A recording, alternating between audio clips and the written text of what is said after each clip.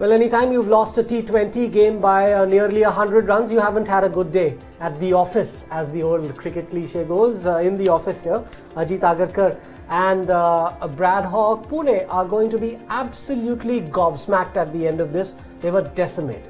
Well, they were decimated right from the start, with Steve Smith having to stay home because of a stomach ache. Look, they'll be bitterly disappointed with that. Not just the way that they bowled, but the way that they chased those runs down. They would have expected to get a lot closer than that. They've got the experience in the lineup. They didn't get much out of Stokes, Dhoni, their two most important players, and they would have Rahane. And they would have been disappointed with du Plessis. He's the one that's sitting behind Steve Smith, the one that's going to fill in that void, and he didn't do the job tonight. And look, it was a tough ask chasing 205, but the good teams stay in the contest, and you would have expected them to get around 170, 180 at least if they were going to lose.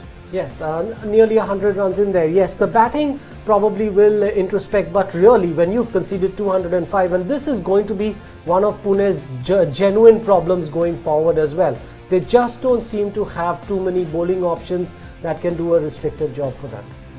Yeah, I mean, it just seems to go from bad to worse. You know, you expect that with each game, you kind of learn what your unit does and then try and improve. You can see a pattern now forming with their bowling. You know, all three games, which is not good for them. The problem is they don't have one out and out frontline seamer. They spend so much money on Ben Stokes, but he's essentially a batting all-rounder. And his T20 record isn't great. So for him to be asked to lead the attack is probably not what they want. They'll have to get a seamer in with a bit more a frontline seamer in, and by the looks of the squad, it seems there's only one guy, Lockie, at the moment in that squad, which they'll have to sooner or later play. But just just the whole team suddenly it can actually get into the team and start becoming an epidemic. They need to stop it quickly. I think Steve Smith's obviously an important guy, without saying. He needs to play all the rest of the games if possible. Yeah. Well, hopefully he'll be back right for the next one. But let's look at this from the Delhi perspective, because in the first game they were a bit flat, a bit insipid. They were chasing less than 160 and they fell flat.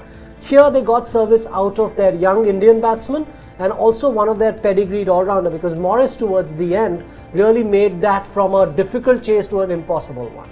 Yeah, well, I think it just shows that the Delhi Daredevils might be a team that are best off batting first and their bowling attack defending it.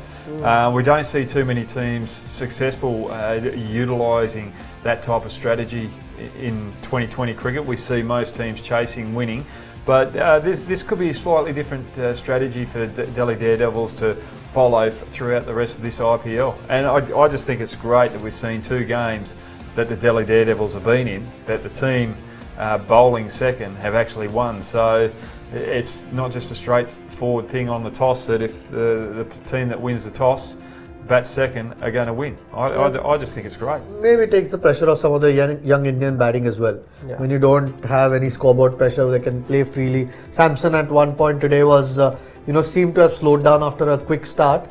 But there was no run rate pressure, and he could then cash in some incredible hitting. Yes, we'll talk about Samson just briefly, but just before that, from the Pune perspective, do they need to start thinking about the role they want MS Dhoni, for instance, to play, Ajit, because he's had now 3 games in which he hasn't looked well, MS Dhoni? Yeah, I mean, today he came in a hopeless situation, but that's why I wonder, why put yourself towards the end in a hopeless situation? Why not then maybe make that decision or send your best or top 4 or 5 straight up? There was there was only Tripathi who came in the middle, but maybe approach it in a different way. Once you've lost a couple of wickets early and you don't, the start was fairly okay, 45-50 for 3 at one stage they were, but once you keep losing wickets in a 200 chase, and when you don't have that sort of depth in batting, it's always going to be difficult. That's why you need some of your better players to stand up. At the moment, both him and Stokes, I mean, if they're going to bat 5 and 6 or 4 and 5, they need to do better than what they're doing.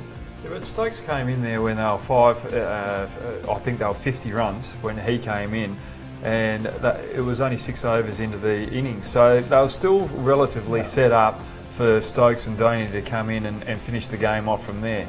I think they were still competitive at that stage. They just weren't able to stand up on this particular moment and carry the Super Giant through. Yes, unfortunate at the moment for Pune because they're not getting great service out of some of their senior players. Well, still very early on in the tournament, so maybe that will change, but a great night for Delhi in Pune.